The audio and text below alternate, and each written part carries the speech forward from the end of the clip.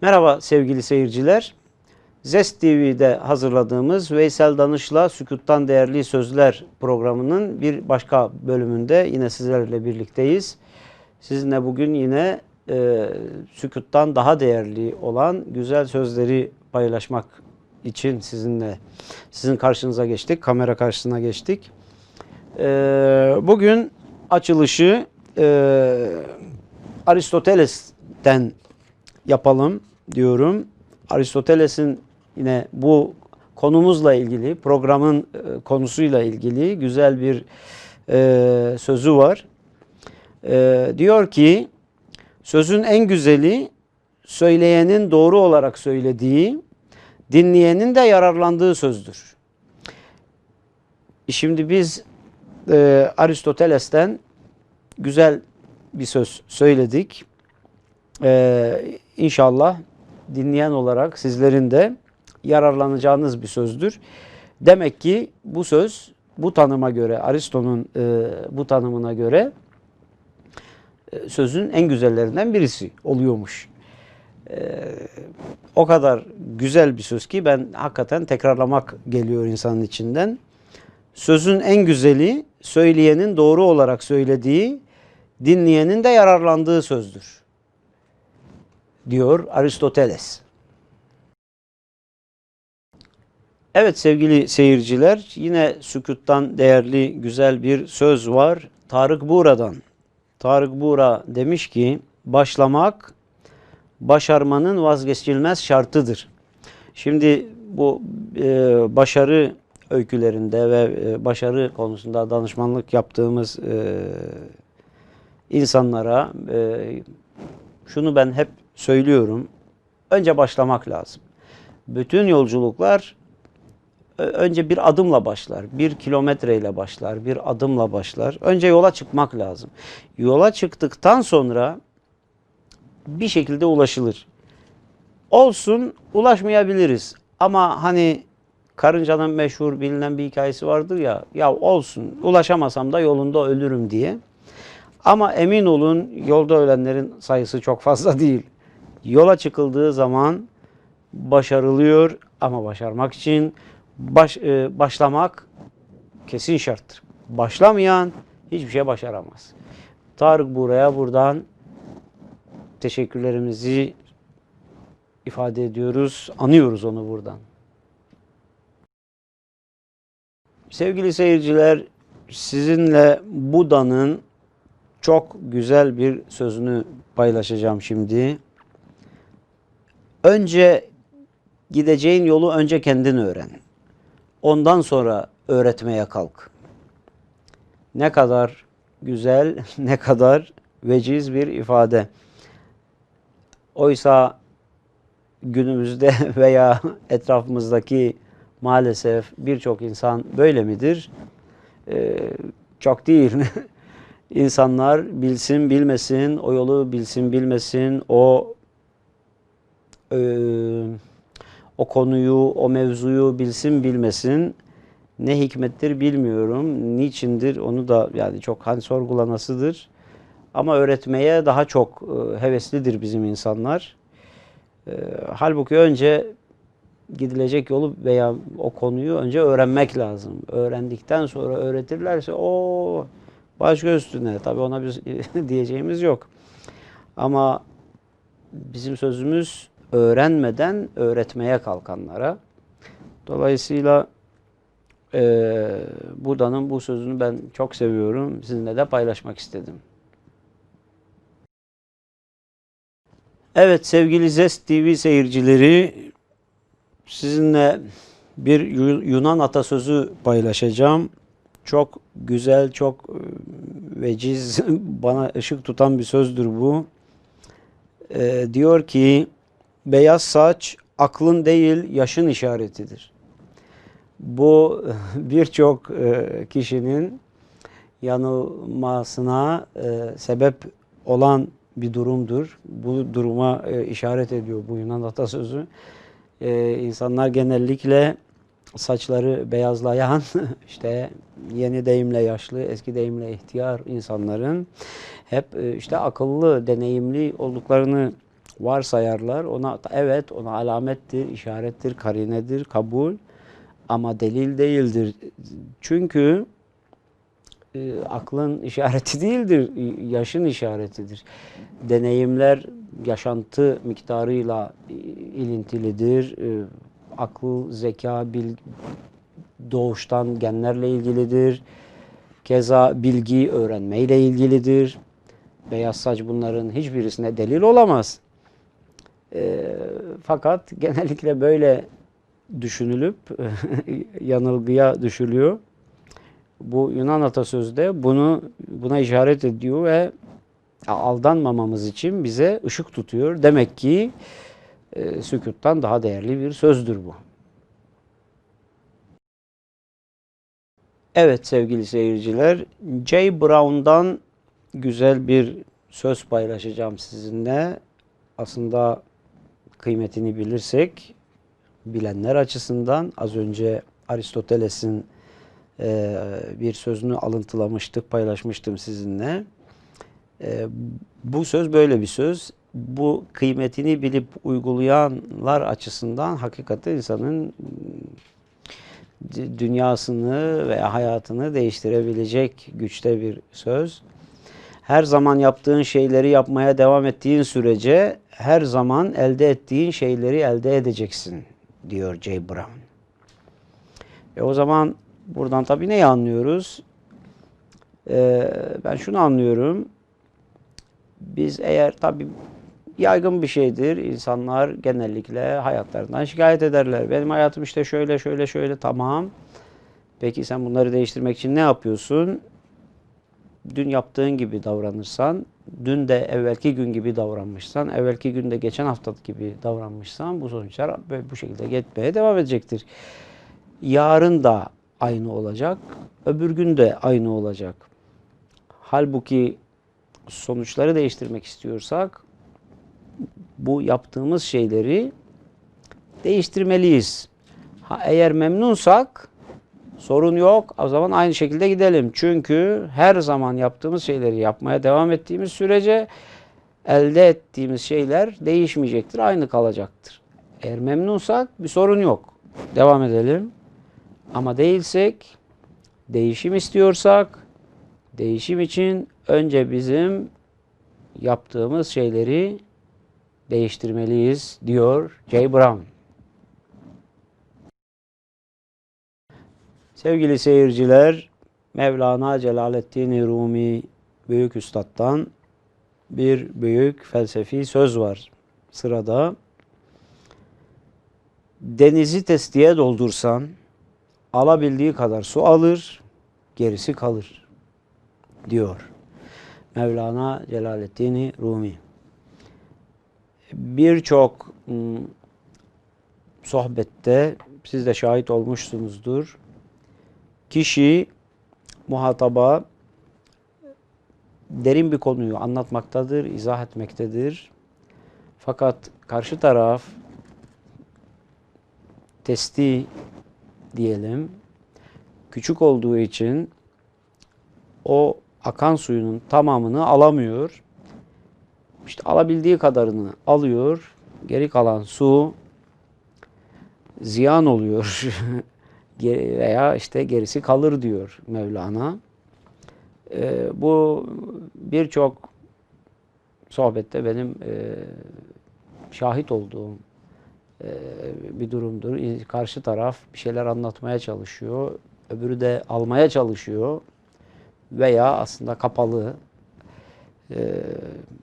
Daha beter bir durumdur. Yani testinin kapağı bir de bazen kapalı oluyor.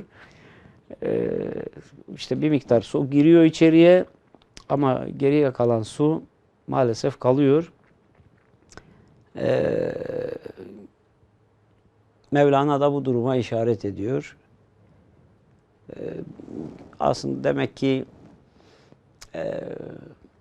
karşı tarafın alabileceği kadar su dökmek lazım testiye.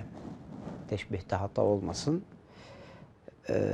Bu tavsiyeyi belki söyleyebiliriz insanlara ve benim anladığım, kendi şahsımda uygulamaya çalıştığım budur. Evet sevgili seyirciler, bu sükûttan değerli güzel sözlerin bazıları vardır ki söz günümüze veya bize ulaşmıştır. Fakat maalesef sahibi ulaşmamıştır. Sahibini tespit edemiyoruzdur.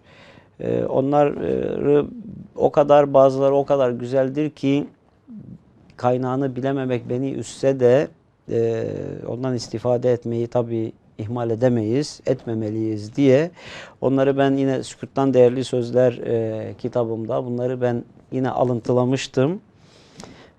Bunlardan birisini ben şimdi sizinle paylaşmak istiyorum. Çok hoşuma giden bir sözdür. Diyor ki ayrılık rüzgar gibidir. Küçük aşkları söndürür, büyük aşkları alevlendirir. Hakikaten dünyadaki işte sevda öykülerine, aşk hikayelerine falan böyle bir nazar ettiğimiz zaman görürüz ki aşıkların arasına mesafe koyulması çabası genellikle büyük aşkları alevlendirici etki yapar. Fakat eğer küçükse, burada da zaten bunu söylüyor, eğer mesela ilişki yeni başlamışsa falan bir ayrılık olduğu zaman bu ayrılık neticesinde böyle hani ne diyorlar? Gözden uzak olan gönülden de ırak olur lafı gereğince o laf bu sefer devreye giriyor ve o izah ediyor durumu ve o aşk sönüyor. Bu sebeple bu lafı ben çok seviyorum. Ayrılık rüzgar gibidir. Küçük aşkları söndürür. Büyük aşkları ise alevlendirir diyor. Siz olun. Aşk büyümeden ayrılmayın. Yoksa sönüyor. Evet sevgili seyirciler, yine gözü yükseklerde olan, başarı isteyen insanlara göre onların sevecekleri bir söz var listemde. Onu sizinle paylaşmak istiyorum. Nietzsche'den, Wilhelm Nietzsche diyor ki, nedenli uçmayı bilirsek, uçmayı bilmeyenlere o denli küçük gözükürüz. Şimdi hakikaten bir bakıyorum, siz de bunu çok gözlemleyebilirsiniz etrafınızda. Genellikle yükselme temayülü gösteren insanlar, işte ilmen, fikren, madden geride kalanlar, hani Cem Yılmaz'ın meşhur bir repliği vardı. Yok kıskanmak değil de diyordu ya. Kıskanma demeyelim. Belki ağır bir şey olur. Ama beraber yola çıktıkları insanlar özellikle beraber yola çıkılmış. Tabii hayat bir yürüyüş, seyahat, yarış ne diyeceksek. Bazıları daha çabuk yükseliyor, daha ileriye gidiyor hayat yolunda. O geride kalanlar tabii bunu bir şekilde izah etmeleri lazım. Biz geri kaldık demek tabii insanın nefsine, egosuna ağır geliyor, incitiyor. O zaman o yukarı çıkmış kişiyi küçültmesi gerekiyor ki bunu izah edebilsin kendine ve çevresine. Ve bu sefer onu küçültme çabasına girerler insanlar. İşte Wilhelm Nietzsche de bunu çok güzel ifade ediyor. Nedenli uçmayı bilirsek, uçmayı bilmeyenlere o denli küçük gözükürüz diyor. Bir uçak ne kadar yükseğe çıkarsa bize de o kadar küçük görünür. Bu insanlarda da maalesef böyledir. Böyle bir temayül var. Üzücüdür ama bir şey diyemiyoruz. Nietzsche de bunu tespit etmiş.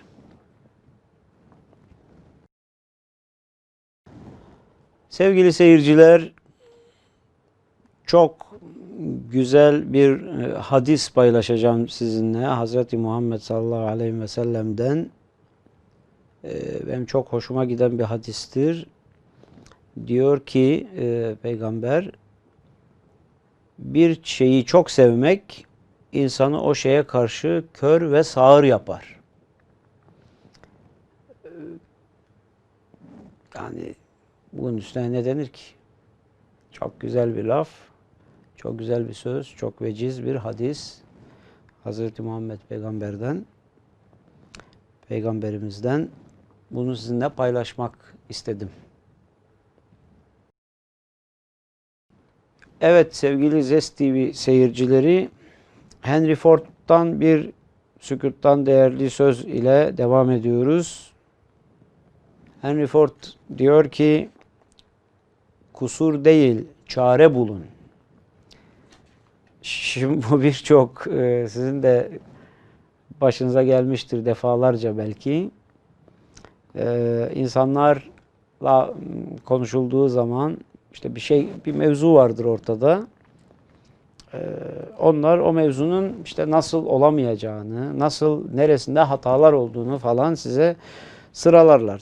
İşte şu diye. Tamam bu çözümler olmaz. Tamam diyelim ki olmaz. Eyvallah. Yapmayalım. Peki ama yani ortada bir de sorun var. Onu çözeceğiz. Bu çözümü beğenmedik. Öbürünü de beğenmediniz. Tamam öbürünü de. Peki ne yapalım? Bilmiyorum. Yahu böyle olur mu?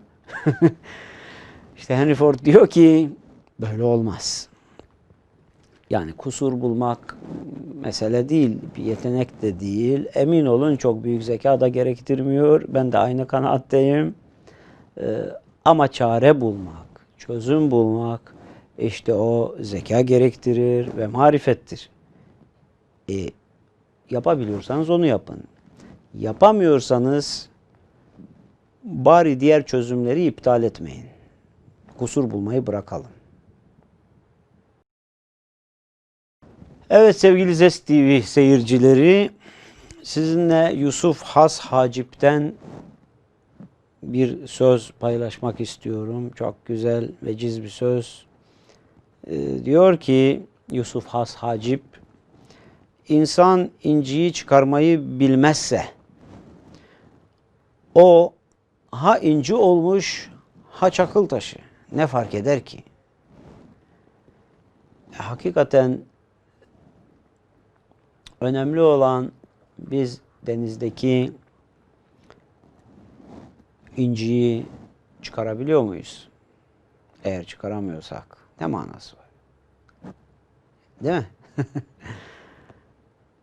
Biz yeteneklerimizi inci çıkarabilir seviyeye çıkarmaya odaklanalım.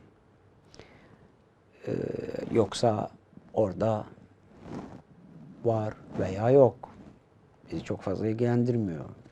Ama eğer bizim gücümüz, yeteneğimiz o incileri denize dalma ya müsait hale gelmişse o zaman o incileri düşünmek bir mana ifade eder. Sevgili seyirciler. Evet sevgili seyirciler. Şimdi sizinle Montaigne'den çok güzel yine hakikaten hayat dersi mahiyetinde yani tadına varan, değerini bilen, kullananlar açısından hayatı değiştirebilecek çok güzel, gerçekten adı üstünde sükûttan değerli bir söz bence.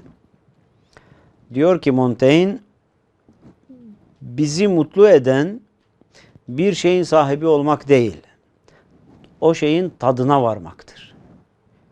Şimdi düşünün ki sizin bir karpuz tarlanız var. Bütün o tarla sizin veya hemen onun yanında da bir tarlada kavun tarlanız var. Fakat sizde diyabet var ve bunlar size yaramıyor. Şeker ihtiva ediyor. Şeker gibi kavunlar ama yiyemiyorsunuz. Şimdi bu karpuzu veya kavun tarlasına sahip olmak ne ifade eder? Efendim gider onları satarız. Onlarla kendimize işte araba alırız. Doğru, o arabanın tadını alırsınız.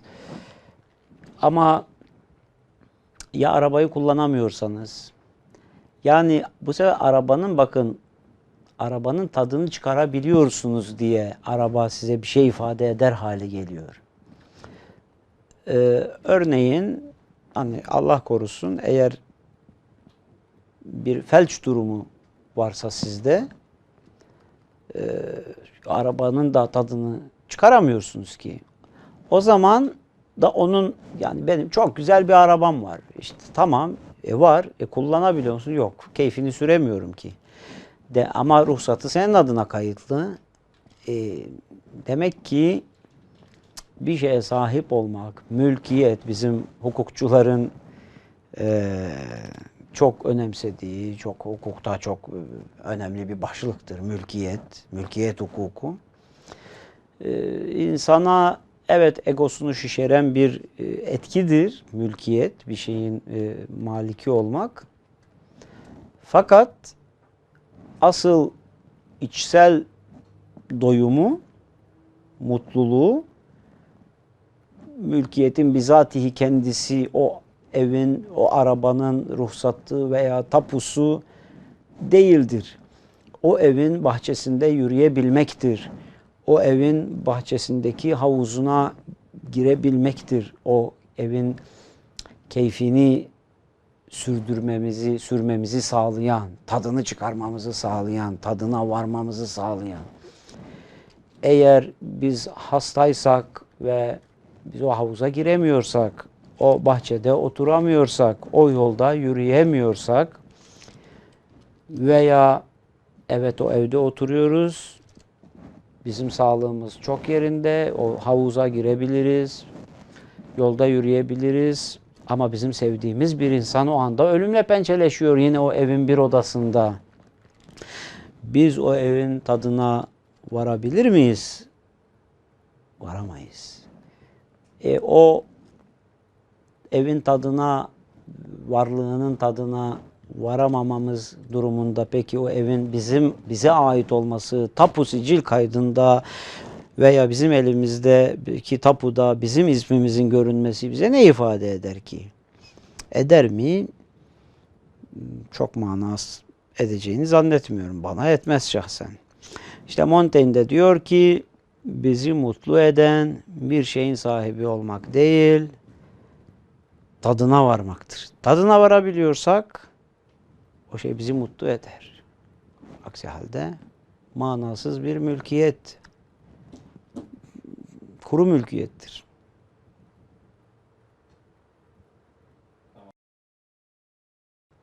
Evet sevgili seyirciler, tecrübe diyorlar. Nedir bu tecrübe? Son yıllarda tabii deneyim kelimesini kullananlar da var. İşte iş ilanlarında en çok rastladığımız tanımlardan birisi budur. Bir de presentable vardır.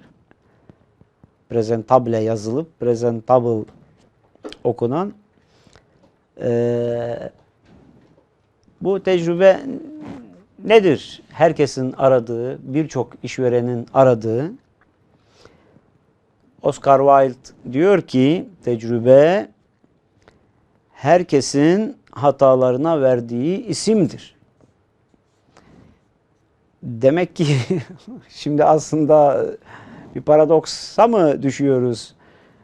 İşverenler veya eleman alımına aracılık edenler ki ben de bunlardan birisiyim. Acaba biz eleman ararken veya iş pozisyonlarına uygun elemanı ararken biz çok hata yapmış adayları mı arıyoruz? Şüphesiz böyle bir şey aramıyoruz.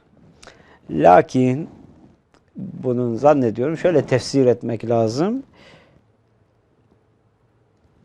Çok şey yaşamış, çok görmüş, geçirmiş kişileri arıyoruz biz işveren veya işveren temsilcisi olarak görüşme yapan görüşmeciler olarak.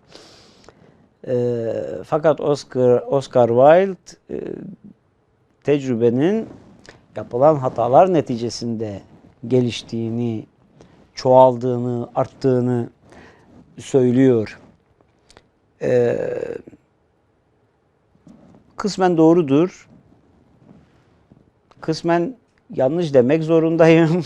Aksi halde bu eleman ve personel alımlarında alımları yaparken sanki çok hata yapmış personelleri arıyormuş, elemanları arıyormuş gibi bir tuhaf duruma düşmüş olurum. Ama Oscar Wilde'ın en azından fikri bu. Zikri de böyle olmuş. Biz de sizinle paylaştık. Evet sevgili seyirciler, bugün yine sizinle Zest TV'deki kapsamda Veysel Danış'la Sükût'tan Değerli Sözler programında sizinle bir programda daha birlikte olduk. Kanaatimiz odur ki bu sizinle paylaştığımız sözler hakikaten sükûttan daha değerli sözler. Sükût her ne kadar altın ise de sükûtu bozmaya değecek kadar, bozmayı gerektirecek kadar değerli sözlerdi. Biz de sizinle bunları paylaştık. Faydalanmanızı, kullanmanızı, yararlanmanızı ve hayatınıza ışık tutmalarını diliyoruz. Bir başka programda yeniden birlikte olana kadar şimdilik hoşça kalın diyoruz. Zest TV'yi seyrettiğiniz için teşekkür ediyoruz. Tabii seyretmeye devam edin.